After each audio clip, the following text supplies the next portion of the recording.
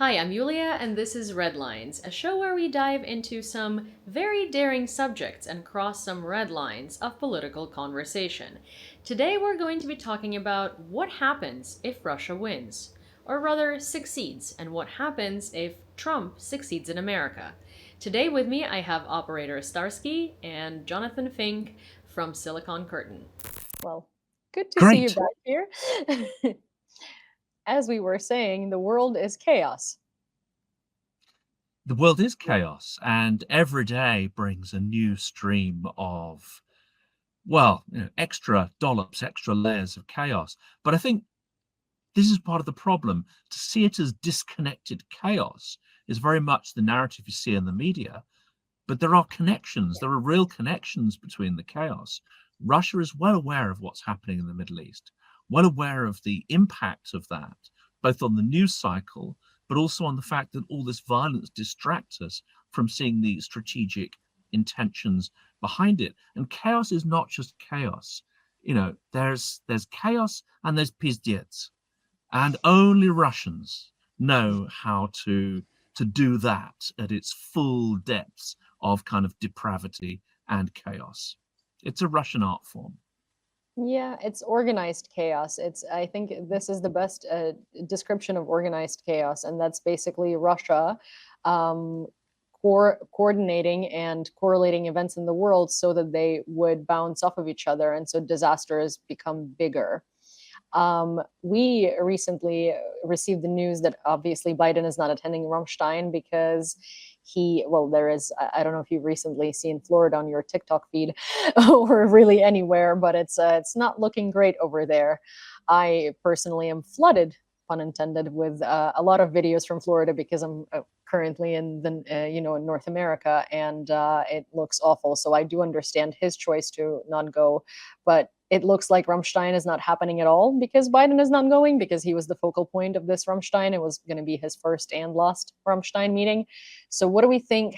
What do you guys think about how it's going to affect, the already, quite, as you've said, пиздец situation that's happening around us? Oh my God. Well, from here, from Europe, one thing that everybody clearly understands is that we should learn how to work and continue fighting without the help of our main allies, maybe uniting smaller countries, maybe making other alliances. Not talking about exiting NATO, of course, but I'm talking about stronger cooperation within the alliance, because there are rumors already that in case of specific results of the elections in the United States, Europe will have to think how to,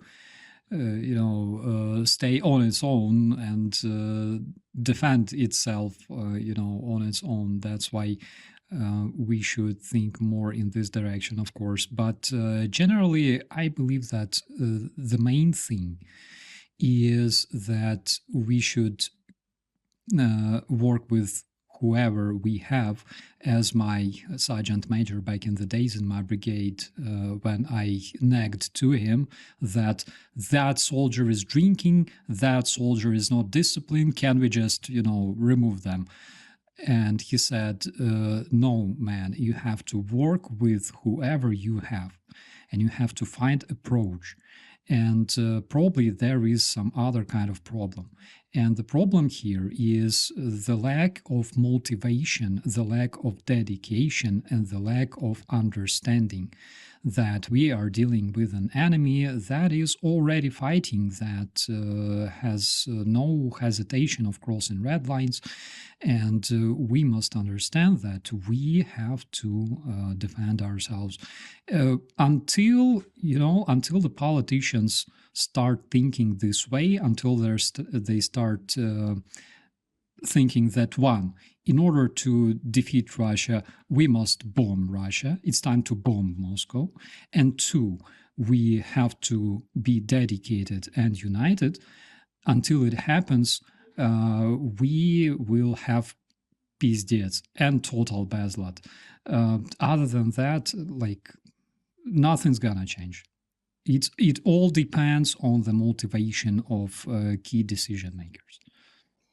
It's also interesting because I don't think the world actually, or like I guess key lawmakers in the world don't necessarily think about the fact that even or Americans, for that instance, that if Trump becomes president, that's not just a problem for Ukraine cutting off aid, right? Because if Trump becomes president, that's a problem for the entire Western world.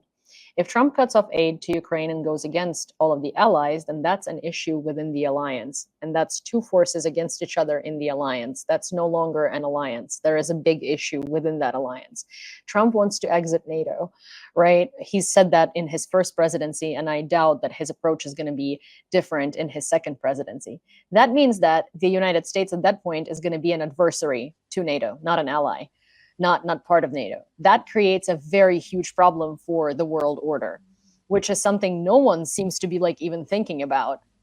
It came out recently now with proof. Like, we of course know that Trump has been on the phone with Putin, 24/7, because they're buddies for the longest time. But now we have proof of that because there has been a leak from that. Now we have Trump's wife, who is supposed to be the first lady, who wrote a book disagreeing with absolute core fundamentals of his election campaign. It's not even chaos. I can't even call it organized chaos. It's just everything is imploding on itself.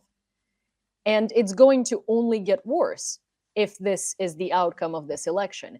And I find it interesting because of course, this channel is about Ukraine and we talk about it in terms of Ukraine. But I think for the Americans listening to this, right, because there are, of course, a lot, it affects you too. And it affects you much more than it affects Ukraine. And Ukraine not being able to defeat Russia affects you more than you want to know that it affects you. I think, jumping in on that one, and this is a key point, I think. I mean, first of all, there's a character who is probably not in heaven. He's probably in the other place, but he's got a big grin on his face, and that's Yuri Bezmenov, who described, Russian strategy. It's divide and conquer. It's the same as it ever was. The reason why the Cold War wasn't won by Russia is they weren't capable of dividing us. The stories they were telling weren't compelling enough. The aggression was something that we could see through, and we were willing to provide an equal and, in cases, superior defense, deterrent defense against that. Somehow, the stories, the lies of Putin's regime are compelling enough to siphon off big portions of population in the US especially, but also in other countries as well, through self-interest, or whether they find these stories beneficial to their own motivations, or whether they actually believe them. It's effective in a way the Soviet Union never was. I mean, they're always useful idiots. They're always agents. They're always assets. They're always people, willing to take, let's say, a hard left agenda in order to support the Soviet Union.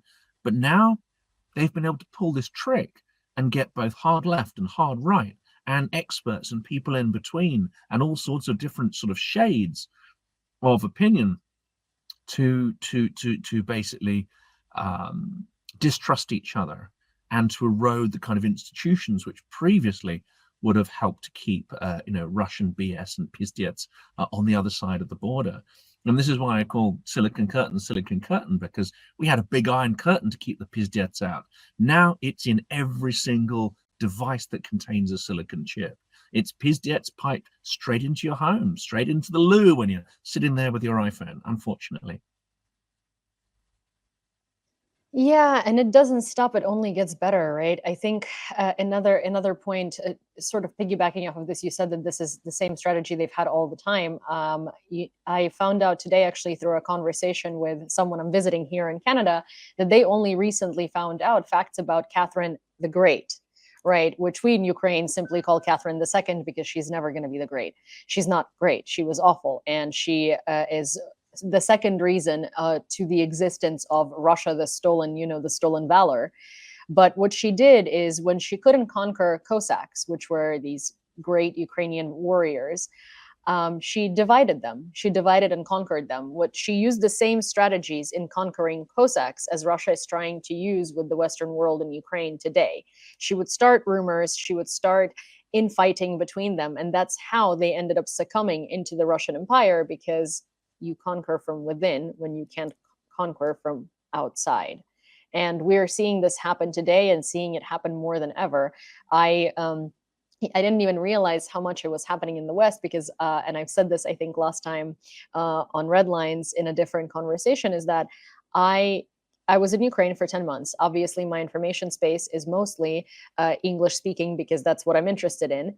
But I didn't get nearly as much of a flood of random, unrelated things that are related to Ukraine as I did when I came here, because I'm back here, I'm back in this algorithm, right? We are now in America somehow blaming Ukraine for FEMA not adequately responding to Hurricane Helene.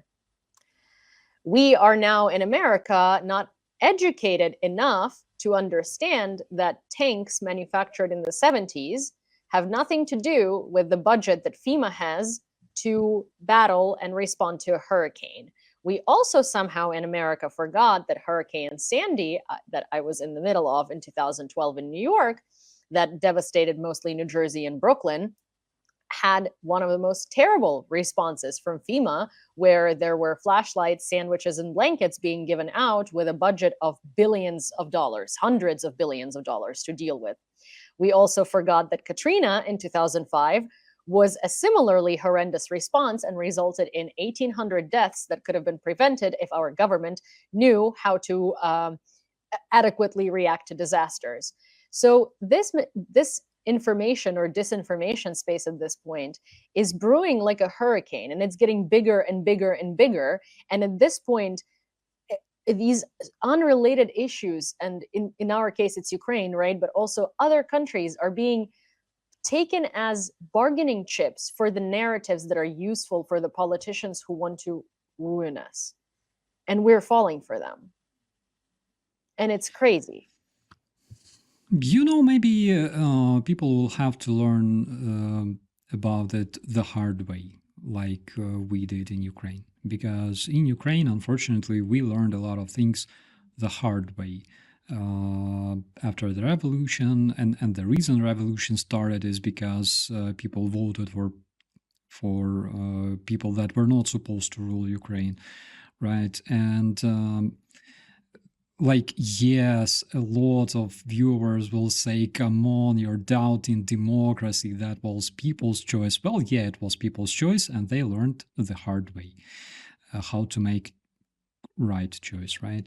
And maybe people have to learn the hard way. Maybe, whatever the Russia does now, and if Russia succeeds, it will prolong its agony, I think. It will prolong it by several years, but in the end, the biggest Russian advantage that they have over the democratic societies is their own downside as well, because Russia is driven by violence. Every action, every strategy they have, it's driven by violence. And on the West, people, even though there's plenty of violence on the West, but generally in our mindset, in our culture, we are absolutely different, and our decisions are not driven by violence. They're driven by different other things, progress, emotions, discovery, like many things. There's like whole Maslow's pyramid there. But in Russia, it's literally violence. Why is it like that? It's because Russia is breeding the society of sociopaths, where you are either a victim or you continue this violence that is thrown at you by your elites, downwards or outside. And you're stuck in this circle of victimism. The only way to exit it is through becoming an aggressor, and then this goes over and over again. On the West, there's a completely different picture. People here are absolutely different, and whatever happens in Russia, even though it may seem like, their biggest strength, their biggest skill, but generally it's their biggest disadvantage that people in the West have overcame many decades or maybe centuries ago. We learned how to progress, but we also forgot how to defend against forces like that, against lies. Maybe it's because of the evolution, because the Cold War itself,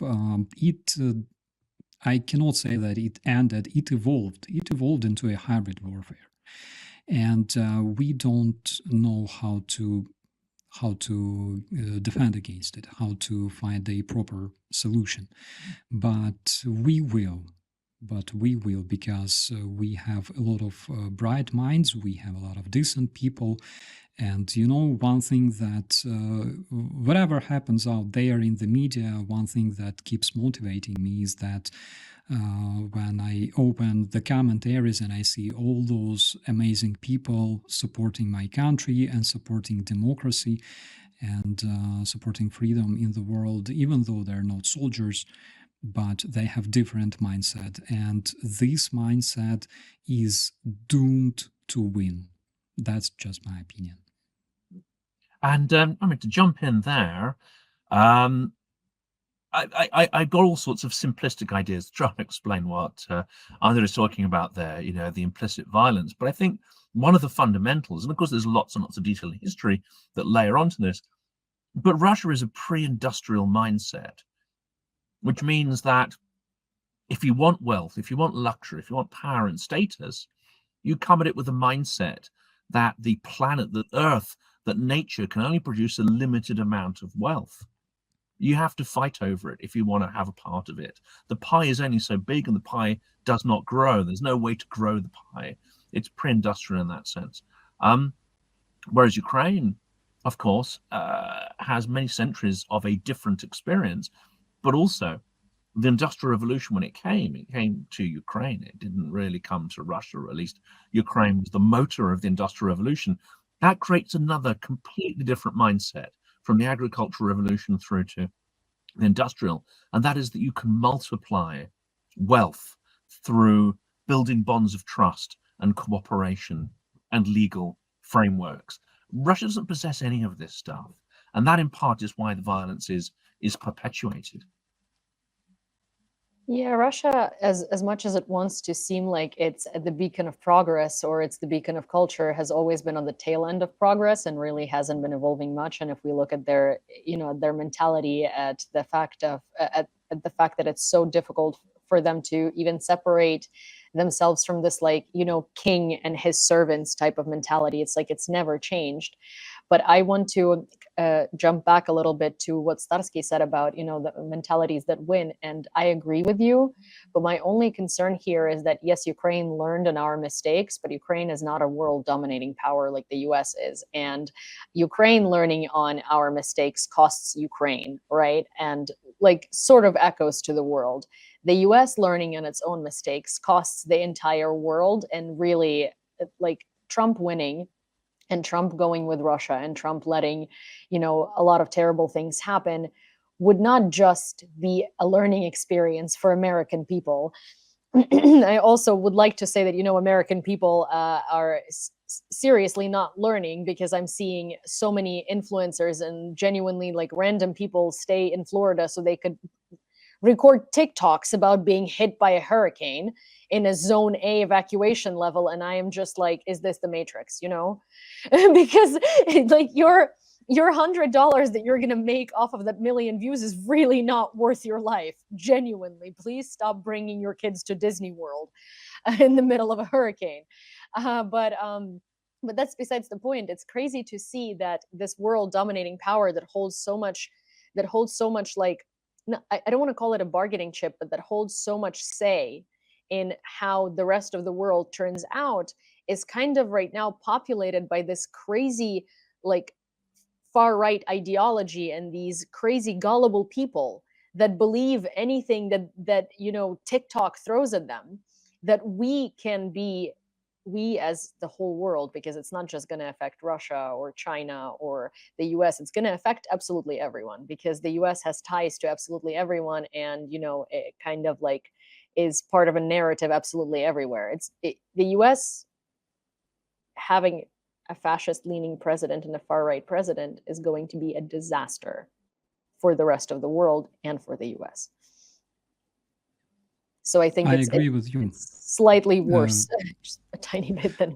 I agree with you. It's worst, it's bad, it's awful, but sometimes it's necessary. And sometimes it's something that cannot be avoided. Again, that's just my opinion. Jonathan, what do you think about it? I think I go back to my. I think everyone fixates on the aspect of democracy which is voting people in. But that's not the bit that causes the long-term damage. That causes short-term damage. For all those people who say, "Oh my goodness, but Harris isn't great." Okay, Harris might be the worst president in US history, but she's not going to alter the system so that she can rule forever, and so that her friends can rule forever and divide everything between them. No matter what my GOP and Republican friends might say, this is not what she's going to do. She might cause harm to the institutions that they cherish, but she will leave and someone else will come in, and so the process goes on. If Trump comes in, there's a real risk that that is the last free and fair election that takes place. He is of the mind, I think, to pervert and subvert the system to the benefit of himself, his friends, and unfortunately his children. And then you've got sort of dynastic rule coming up, and his children, if anything, are less smart than he is, or at least Donald Trump Jr. is less smart, but has that overwhelming sense of privilege. To people who say, oh, hang on a second, that's far-fetched. We just have to look at Hungary, Orban's Hungary. We just have to look at Yanukovych. There are numerous examples, Georgia Dream, and the deconstruction of the Georgian system. But even if we take, sorry to interrupt you, but I agree with you so much here. It's even if we take North Korea, dynastical rule, Kim Jong-un, right? Before him, it was his father. Before him, it was his grandfather. It's like this, we tend to think that this can't happen to us, but it can. I'm sure North Koreans did not think it was going to happen to them. I'm sure Hungarians didn't think it was going to happen to them. I mean, Russians have been living in this for centuries, so of course they don't think it's happening to them now. but people all over the world that are suffering. Fidel Castro in Cuba, people didn't think that was going to happen, right? And thankfully that got toppled. But imagine if it didn't. Like, look at how much damage that already caused, and Cuba is not the US. So the essence of democracy is, can you remove a leader, whether they're good or bad, whether you support them or you don't, the mechanism to remove a leader and have a smooth transition of power to the legally elected replacement, as it were. That's the essence of democracy, not the individual character that you vote for. And I think in the US, certainly, partisan concerns mean that people have forgotten that that is the ultimate mechanism of democracy, because over the stretch of a couple of 100 years, those individual personalities and the damage they can cause recede into insignificance. It's the transition inheritance of the system which is most important. Yeah. Oh my God. Like, this story reminds me of Yanukovych so much. I agree with you 100%. It's when he built that freaking mansion the size of a small town that, I don't know, could fit like half of my district in Kiev. And he was building all those undergrounds and buying stuff because he believed that he will be ruling Ukraine forever. But when we talked on a revolution, when we talked about Yanukovych, and we were saying, like, dude, he's mafioso, and he has everybody, police, army, everybody. Like, there's no way we can overthrow Yanukovych. But the good news is that we could, and everything is possible. The only problem is that people will suffer. Again, sometimes it's necessary, unfortunately, But this is how it is. People in Ukraine since 2014, and I can talk about it because I served since late 2014. People didn't really, didn't really believe, people forgot very, very fast that we had war in our country, and like 700 away from Kiev, there's like war with artillery, with tanks. And eventually this the whole idea of defending Ukraine became desacralized. And we had to learn the hard way how to be a society, how a nation.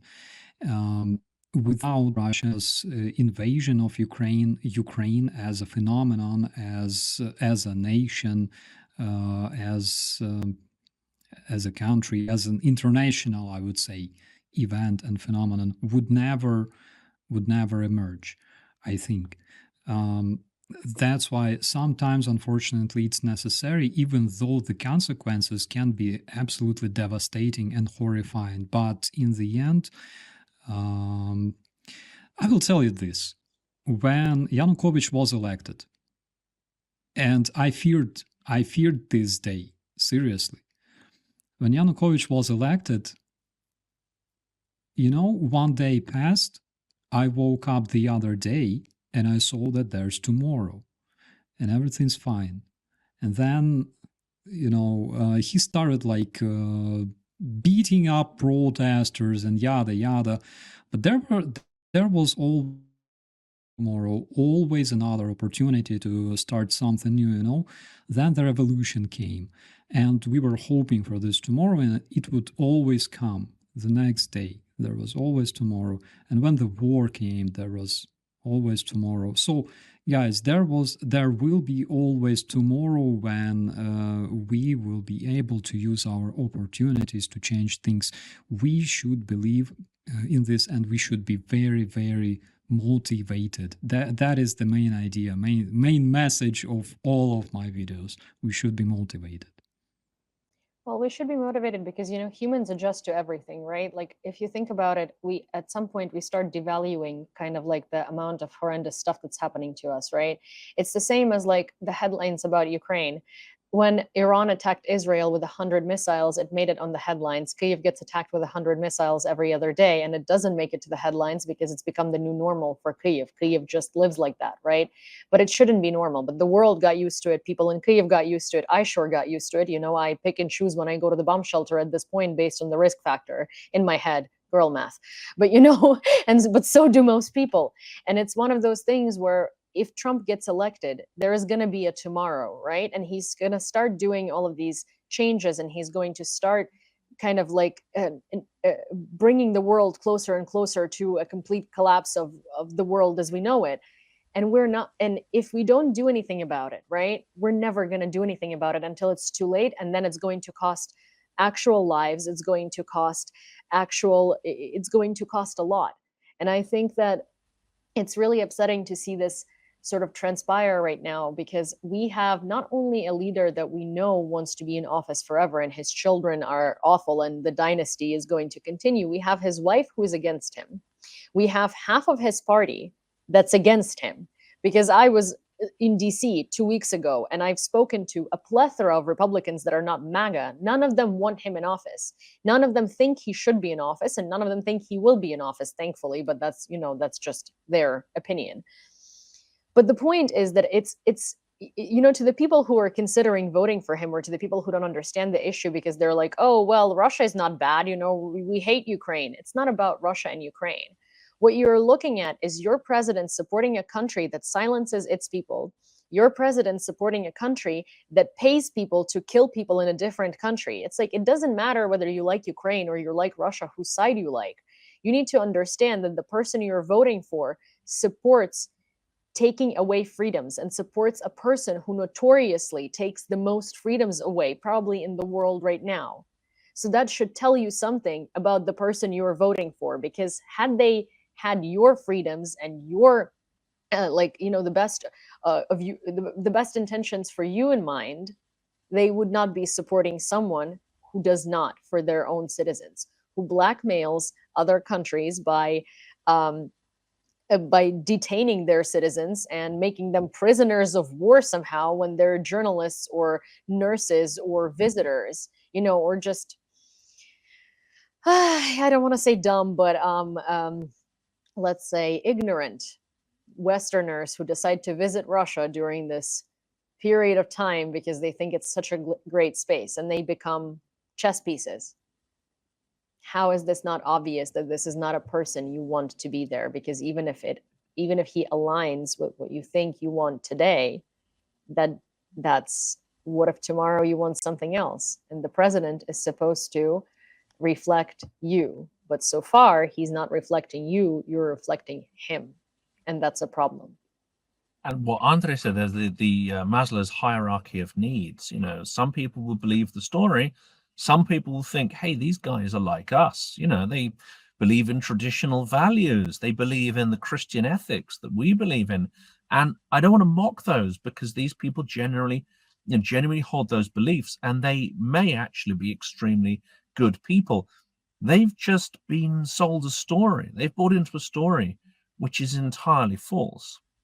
You can say it's naive, you could say it's ignorant, but actually these people are trusting. They're used to dealing with other people in their lives who do not fabricate the entirety of reality for their own self-benefit. It's almost like they don't have the immune system to cope with that. So what I see, Andrea, myself, Anna from Ukraine, and all the other guests that you've got on, we're building this immune system. We're developing the antibodies. The trouble is it's mutating all the time. The pathogens are mutating all the time. So we've got to keep this thing going all the time. But we are a medical experiment, a medical psychological experiment. And it's one I think the world is desperately in need of. I will say that one thing that sort of gives me hope is, and this is to the topic of Trump, because of course he's the main topic at the moment of like the threats that the world has, other than Putin and I don't know, Kim Jong-un. But there was an interview with him, and it was an interview on a podcast because he decided to, I guess, appeal to Gen Z and younger audiences and go on a podcast. And the interviewer asked him a question, something about Democrats, and he said, well, I can't do that to them because I'm generally a truthful person. And the interviewer burst out laughing uncontrollably and literally had to like ask the production to like kind of stop recording for a second because he could not hold. He just couldn't pretend, right? And that is a great thing because we're finally seeing this where people are not willing to have the political correctness around him because it's a presidential candidate. So even when he lies, we don't fact check, or even when he says something that is clearly utter horse, we're not going to say anything. And it's great to see that at least there are many more people in the world who do not per se like persistently follow Ukraine or Russia or Russian meddling in the American election or the American influence worldwide, who are just sitting there and being like, I can't do this anymore. This is not, he doesn't play by the rules, so I'm not going to play by the rules of journalism and just sit here and be like, okay, well, next question. No, it's like, no, you're not. You're not a truthful person. The whole point is that you constantly lie.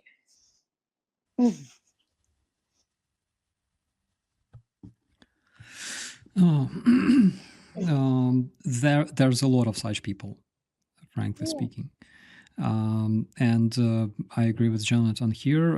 We need to create some kind of immune system against the brainwashing, against the disinformation. And unfortunately, it always happens, like it's classic when the criminals are planning their crime and then they conduct this crime, execute it, and then you as a law enforcement have to react somehow and then solve the results and everything else, find criminals, etc., etc. But I like how they do, for example, in Germany, when they like every single day they go like ISIS terrorist arrested, He was preparing like a terrorist act in Köln. Another terrorist arrested who was preparing a terrorist act like in another place. They do it prevent would preemptively react to such things as hybrid warfare, because hybrid warfare like didn't exist before. We only started to learn how to combat it, and we still have to learn a lot. But in a better world, we need to have this force that will react preemptively and strike in the heart of a dragon. I'm seeing a kind of Marvel type, disinformation Avengers assemble kind of thing. You, me, Anna, and a couple of other characters in weird costumes. I mean, that that Halloween is soon, so we might as well do a Halloween flash mob. But I think like a good summary of this, right, is if you're sitting somewhere, anywhere around the world, right, and let's say you're bored and there is like a leader or there is a piece of information that is so exciting, it almost feels like it's unreal. It's so exciting, right? There is a reason why it feels so unreal and why it feels so exciting. And if you think about the people that you're voting for, because right now the biggest danger in misinformation is that they're pushing people onto you, right? If you're sitting there and you're listening to these people and they excite you and all of this, right? And you start realizing that these people do not reflect what you have asked of them, but you start reflecting what they have asked of you. These are not democratic leaders. Because even if we look at Trump supporters, right? Like, okay, sure, Christians that don't like abortions, that like guns, and that don't like immigrants, fine, that's his baseline, right? But then there is now hating the other parties, hating the other countries, hating specific immigrants. There is now narratives that didn't exist that are starting to come into the picture. And it's not him repeating your narratives, it's you repeating his. So when you start seeing in your information space that it's no longer something that you think that your leaders are acting upon, it's something they're telling you that you're acting upon, you now start representing the leaders. That's fascism, and that's autocracy. When the leaders represent you, that's when we have democracy. And when those leaders don't feel capable to tell hard things, now this is difficult for elected politicians everywhere, but when they can no longer tell hard truths to their electorate and will just, the first stage is saying to the electorate things they want to believe, whether those things are true or not, whether they're possible or not. That goes a lot in politics. But when that becomes the norm, politics becomes degraded because you'll fall for the false promise. It doesn't happen. You'll be jaded, etc. There's a level beyond that, and of course, Putin has perfected this. It is understanding that there is trauma and resentment in your population. Then you use the genuine trauma and resentment and you create more of it. You also create imagined resentments that weren't even there before. Once you've got that, you've got people in a state of terror, you've got them in a state of envy and hatred, and then you can manipulate them. What I find challenging about Trump actually is that he's taken that playbook. He's adopted that playbook of real and imagined grievance, and he's united it with empty promises.